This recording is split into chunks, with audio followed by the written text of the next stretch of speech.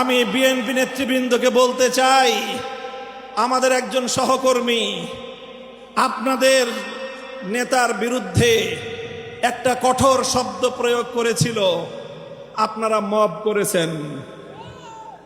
তাই আমি ব্যক্তিগত আক্রমণ, ব্যক্তিগতভাবে কাউকে কোনো কটু শব্দ উচ্চারণ করতে চাই না। তবে একটা কথা বলতে চাই, যেই 12ই ফেব্রুয়ারি নির্বাচনের মাধ্যমে আপনাদের জন্ম হয়েছে, আপনারা যেই 12ই ফেব্রুয়ারির গর্ভে জন্ম নিয়েছেন, সেই জন্ম নেওয়ার পরে এখন 12ই ফেব্রুয়ারিকে অস্বীকার করছেন, অর্থাৎ জন্ম নেওয়া সন্তান পিতামাতার বিবাহকে অস্বীকার করছেন। এর বেশি আর কিছু বললাম না।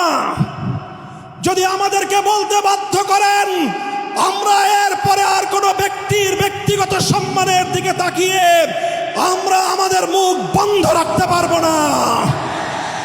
মনে রাখবেন, জুলাই বিপ্লবের ভিত্তিতে যেই গণভোট হয়েছে, সেই গণভোটে এদেশের ছাত্র জনতার 24-এর বিপ্লবের যে গণ আকাঙ্ক্ষা, রাষ্ট্র সংস্কার, রাজনৈতিক বন্দোবস্তের যেই সংস্কারের দাবি, সেই সংস্কারের দাবিগুলোই পয়েন্ট আকারে গণভোটে 4টি পয়েন্ট আকারে জাতির সামনে উপস্থাপন করা হয়েছিল।